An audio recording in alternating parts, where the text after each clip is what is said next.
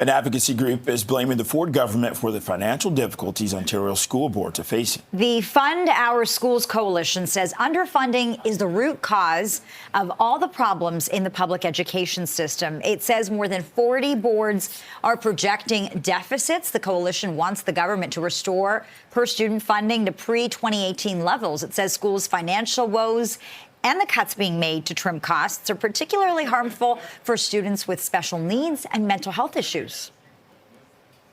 Students across this province who are suffering in their schools. The educators and support workers that are tasked with teaching them are burning out. School buildings are crumbling. The programming and support that we all expect our children would receive at school are being cut. And families are angry. In the TDSB specifically, we are facing a structural deficit. This means that our funding doesn't cover our costs.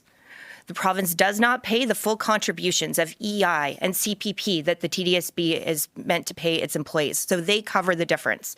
The TDSB does not pay their staff, teachers and early childhood educators the benchmark salary that the province mandates that they should pay. Again, the TDSB is covering that deficit, which means if the province just funded the basics, we wouldn't be in a deficit in the TDSB.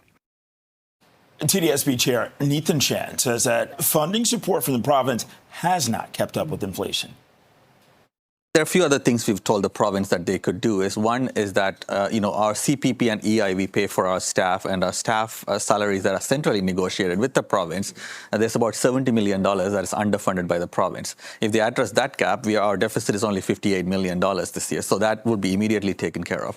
They could lift the moratorium and allow us to have schools be consolidated. There are a number of schools that are being underutilized and are in a bad state of repair. So, we're spending about $40 million annually to keep those buildings operating. So, if we were able to consolidate, that will come into the picture. There's a number of other things the province can do to make sure we spend about $40 million additionally on special education, which is an important thing to invest in.